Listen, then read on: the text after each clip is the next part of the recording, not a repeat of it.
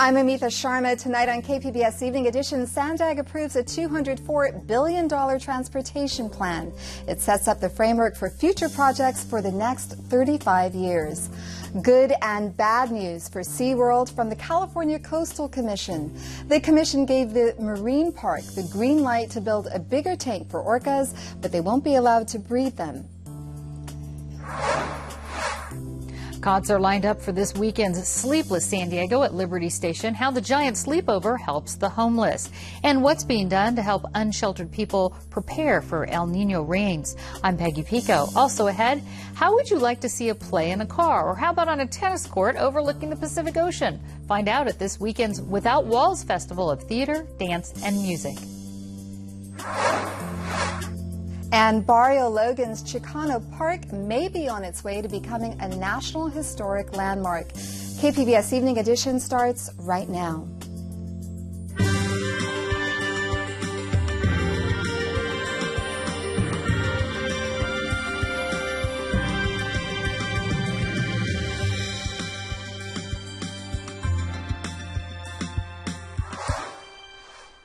Good evening. Thanks for joining us. San Diego's Regional Planning Agency voted unanimously today to approve a $200 billion spending plan. But the plan is also controversial, with environmentalists and some elected leaders saying it doesn't spend enough on alternatives to driving. Reporter Claire Trageser was at the meeting and joins us with more. First, Claire, what is this SANDAG transportation plan? It's basically a spending plan that outlines how much money will go to different transit projects over the next 35 years. SANDAG is made up of elected officials from all the cities in the county, so they have to come together to decide how to fund projects that will impact the entire region. The plan is updated every 4 years, so today the board voted on the newest version. And why is it so controversial? Environmentalists and elected officials like City Councilman David Alvarez say the plan's 50-50 split between public transit and highway spending isn't enough. They say that will contribute too much to greenhouse gas emissions and that the region should be doing more to help create other ways to get around besides driving. Here's Monique Lopez with the Environmental Health Coalition, who told the board she's still affected by asthma and being hit by a car as a child and wants better for future generations. When we look at the plan, it's a design for our communities. It's not an accident. The plan is much more than the projects that are in there and that aren't in there. It's about the impacts that it will have on people's lives. All right, but what do San Diego's representatives on the board say? Well, Mayor Kevin Faulkner wasn't at the meeting because he was at a dedication ceremony. He sent City Councilwoman Lori Zapp instead, and she voted for the plan.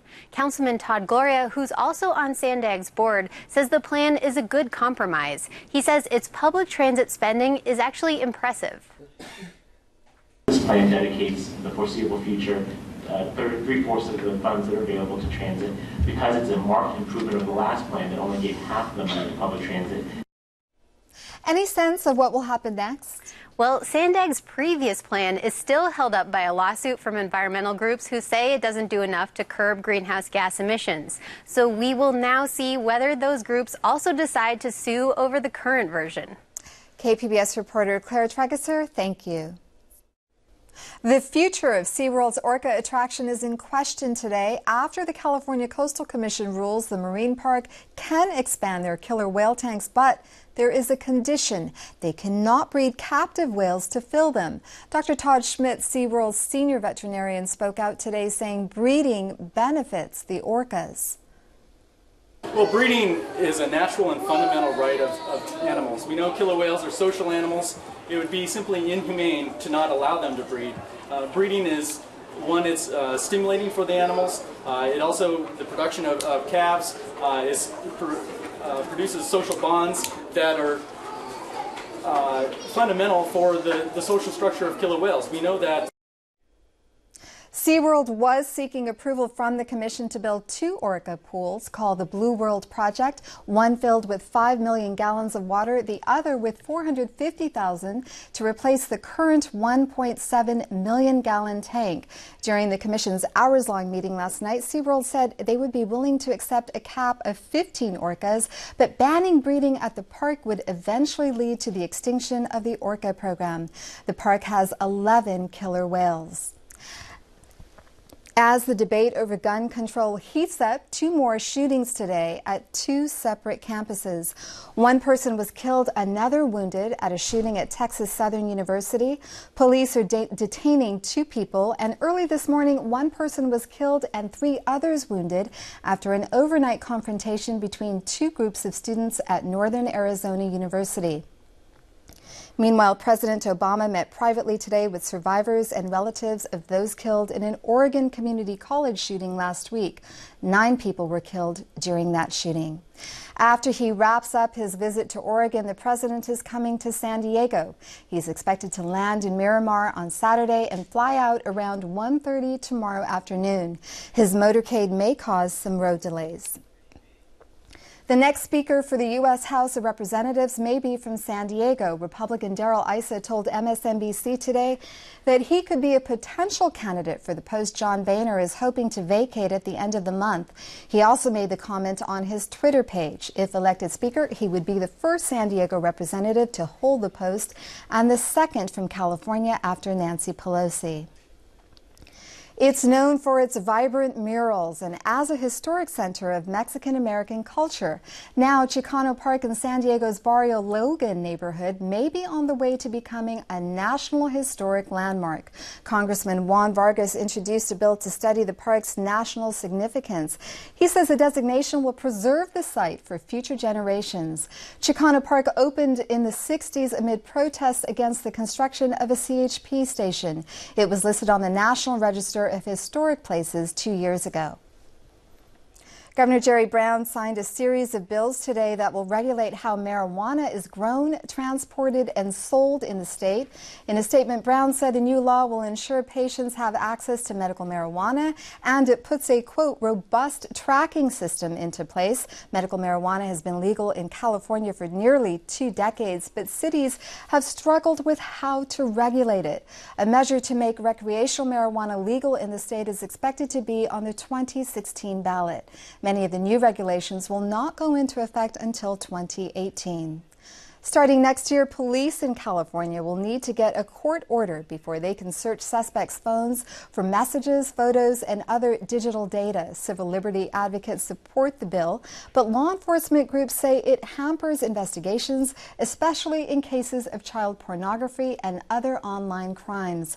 Governor Brown signed the bill into law on Thursday. It goes into effect on January 1st. A dangerous heat wave is bearing down on San Diego County once again, stretching from the coast to the mountains.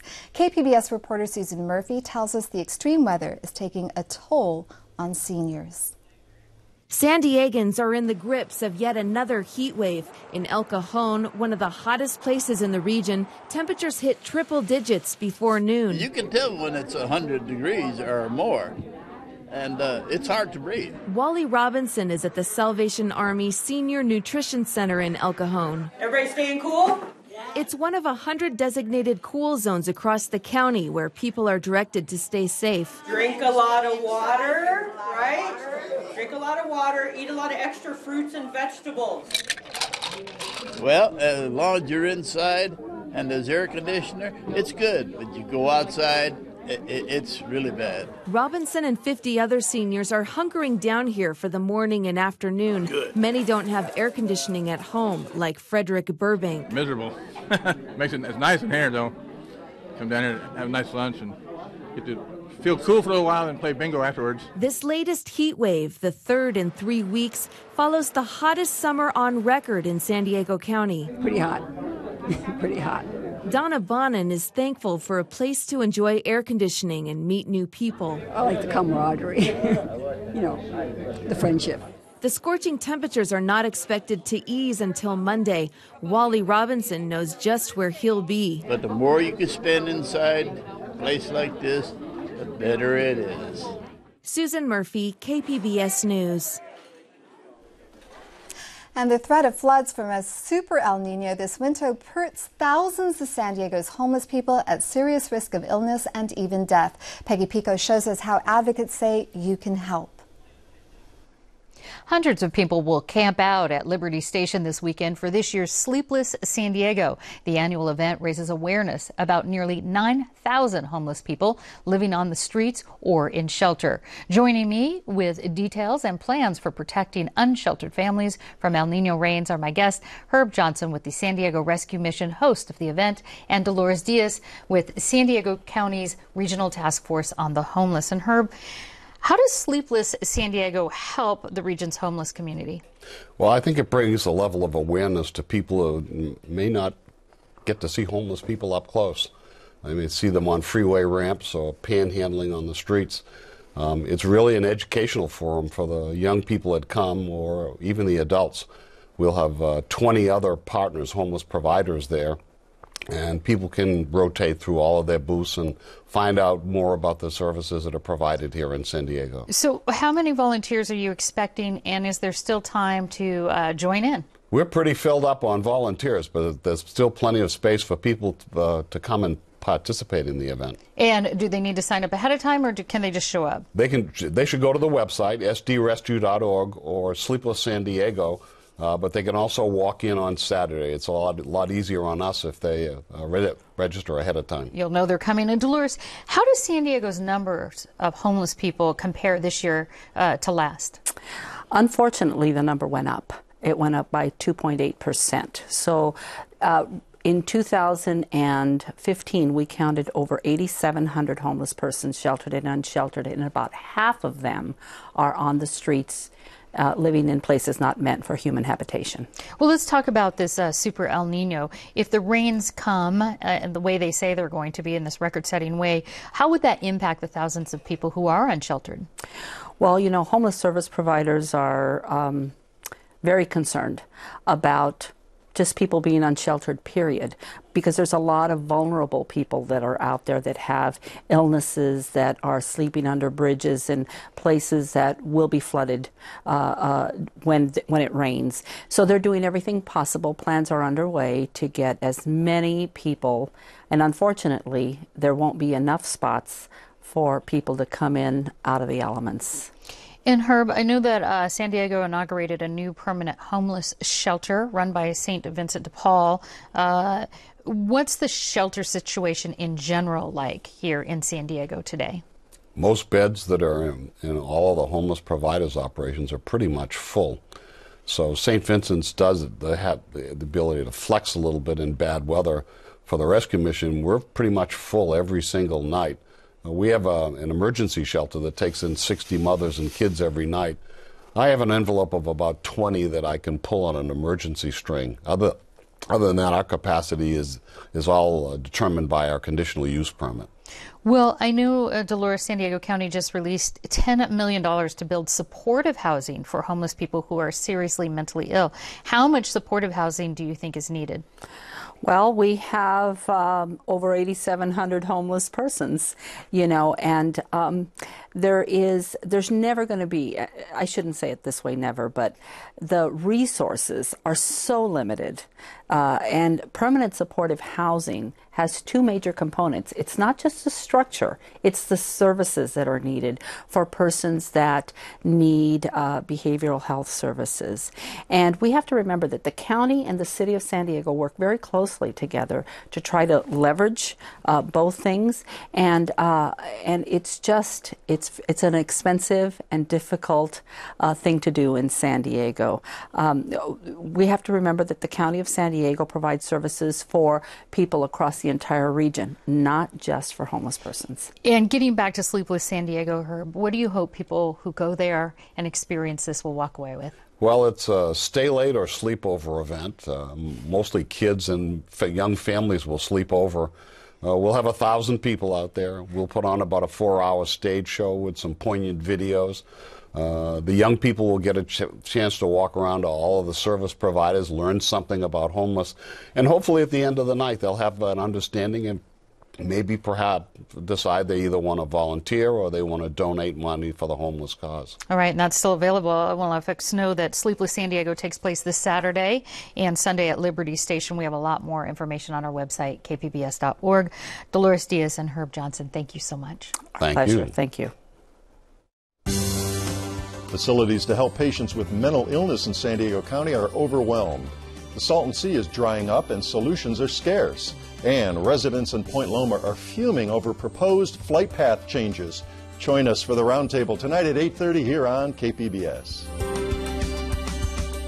Veterans Village of San Diego has been undergoing renovations for the past 15 years. Today, it's finally complete. KPBS video journalist Katie Shulev was there for the ribbon cutting. The Veterans Village campus on Pacific Highway is officially complete. The new building marks the end of a large expansion since it opened in 1990. The center now helps more than 2,000 veterans a year with housing, food, substance abuse treatment, and job training. Veteran LaTanya Smith spent 18 months at Veterans Village. Today, she has her own apartment and is studying to be an addiction counselor. I came here with no family. I came here with no hope. I came here with no direction. And VBSD has given me the encouragement and the guidance that allows me to get up and come here, today, and be able to stand up in front of you guys and be able to say that in less than 2 months, I'll have 2 years clean and sober. The newly completed building is Hickman Hall behind me. It houses 24 new beds for women veterans. Inside, there's also a gym, chapel, administrative offices, and a dental clinic with free dental care for low-income families. In 2007, the City Council approved $8.5 million for the 5-phase expansion. What's great is having been involved in this campus back when I was on the council, 7 years ago, and to see the transformation and to see the vision come to reality. It's a beautiful setting. But it's much more than the buildings. It's the work that's being done here to help our veterans, and that's what makes me so proud as mayor. Of the 8,700 homeless counted by the San Diego Regional Task Force in 2015, more than 1,300 are veterans. Katie Shulev, KPBS News. The costs associated with severe mental illnesses are estimated to be more than $300 billion a year in the U.S. In the final part of a 3-part series, KPBS health reporter Kenny Goldberg takes a look at a unique early intervention program in San Diego. Well, I figure for the sake of time, while you're finishing up your pizza, we can maybe start the check-in. At the Kickstart program in Mission Valley, Assistant Director Joseph Edwards grabs a marker and starts writing on a board. He asks each person in the room 2 questions. What has been going well for you over the last couple of weeks, Esther? And what could be improved over the next couple of weeks? After Edwards compiles the lists, he jumps into the next order of business. So at this point, as you all know, we're going to look at the list of issues on the right and try and pick one that we can focus on for the rest of the group tonight. This group meeting with clients and their parents is a key component of Kickstart. The program seeks out young people ages 10 to 25 who've experienced some early signs of psychosis, like hallucinations or delusions. Kickstart gives them individual counseling, group sessions, and other activities to help them gain problem solving and coping skills. My temper's getting loose easier and easier. In time, clients get an understanding of their condition and learn to manage it. Edwards says the goal is to prevent clients from developing a serious disease. Psychotic mental illness can be the most destructive and costly, so to prevent that, I think, is very helpful to the community. All of Kickstart's services are free. The program gets its funding from the County Health and Human Services Agency and the state's Mental Health Services Act. Thomas McKnight is one of Kickstart's therapists. He says most of his clients feel burdened by the stigma of having a mental illness. McKnight likes to address that head on. I talk to a lot of my clients, and they say nobody understands what I'm going through. And it's really good, and it can be really powerful to bring family members in, allow them to hear their client's story, and then talk about stigma. Kickstart tries to reduce stigma in other ways, too. At a park in Mission Valley, clients make chalk art on a sidewalk. These kinds of social outings are another key part of the program. Hey, you actually did it. That's awesome. Oh, that looks good. Peer support specialist Ian Adey is leading today's group activity. He also spends some separate one-on-one time with clients, just doing things that they like to do. Adey knows what it's like to struggle with a mental illness. That's because he's a former Kickstart client himself. Everyone has mental struggles. Everyone has things they go through. Just because your struggle is specific and people don't understand it, that doesn't mean anything about you as a person. And I think my image kind of can represent that in a way. Adey is one of nearly 500 young people that have gone through Kickstart since it began 5 years ago. Most clients finish the program in about 18 months. Kickstart officials say last year, 75% of their clients showed clinical improvement, and 84% saw their overall functioning stabilize or get better. Adey says he's living proof that people who grapple with mental illness shouldn't give up hope. If you continue to fight, you continue to push yourself, you build the skills, you do the work, you will get better. Kenny Goldberg, KPBS News. The La Jolla Playhouse Second Without Walls Festival began today. Peggy Pico highlights the festival's experimental productions.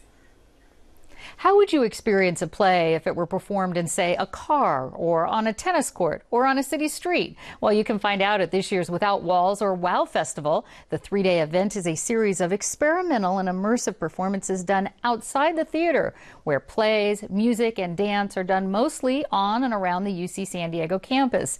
Here with a preview are my guest, founder of the Trip Theater Company, Joshua Brody, and Without Walls Festival producer, Marika Fitzgerald. And Marika, this is the second WOW Festival here in San Diego. How would you describe it to somebody who's never heard of theater without walls? I would describe WOW as a program that's designed to take theater outside of the traditional theater space. It takes it into unique locations that really opens it up to different kinds of audience members to experiment with the form and really place the audience right in the middle of the action. And we're actually looking at video from this where it seems like audiences participating actually in the event. Now, Joshua, the Trip Theater Company is doing an unusual production of Chekhov's Three Sisters for this festival. Tell us about that. That's right. So we're doing a production of Chekhov's Three Sisters on a tennis court, and we're doing it overlooking the Torrey Pines Golf Course at the Scripps Research Institute around sunset. It's a big, beautiful, exuberant production of Chekhov, we think. How interesting. And you've done site-specific productions before, including 3 plays and a tattoo shop. Why do you like doing plays in non-theater spaces? So I think there are a number of things here. I think one of them is that in a non-traditional theater space, an audience, it breaks down an audience's expectations and the boundary between them, and they're able to maybe put aside some conservative ideas they may have and maybe more open to that kind of work. And I also think that there's something about an audience's willingness to engage and to be immersed. In our tattoo plays, someone was tattooed during the show, and I think you're going to have less of that in Three Sisters, but I also think there's something beautiful about being there. You could never design a set like the sunset you're going to get at the beginning of our production. I see. And Marika, the La Jolla Playhouse Artistic Director, Christopher Ashley, says that last year's success of Without Walls shows that San Diegans have a big appetite for avant-garde theater like this. What types of experiences can people expect this year? They can expect a variety of experiences, from immersive theater, like a production we have called Oho from Bricolage Production Company, which takes audiences onto a journey using various methods of transportation and explores the world of the senses, to site-specific dance performances from San Diego's Gene Isaac San Diego Dance Theater, to opera. The City Opera is doing an opera in a tree grove. We also have free family-friendly interactive activities on Family Day, October 10th. So that's Saturday. Saturday is October for the kids. Now, you touched on this, Joshua, audience participation. How important is that when you're in this type of theater? I think for some of the productions in WOW, it's going to be very important, and some audiences are really invited to participate. Ours, for example, is less about audience participation and more about being there in this inescapable fact of the court with us, and our company tends to be about energy and connecting with the audience, but not necessarily about, we're not going to ask you to jump up and play a point or serve or anything. I don't think it's going to be that kind of show. show. Okay. And Marika, what does a WOW ticket actually get you? Can you wander from play to play? Are there free events that you can go to? We do have tickets available for various different productions on our WOW Festival website, but you can also just come and experience a variety of free offerings throughout the weekend that do not need a ticket. Why should someone go? If you're used to a traditional play, why should you go experience it this way? This is not traditional theater. I think audiences are very often nowadays looking for experiences that are much more real-time, impulsive, interactive at times. And they really enjoy this kind of work where they get to take a part in it, they get to interact with it in new ways.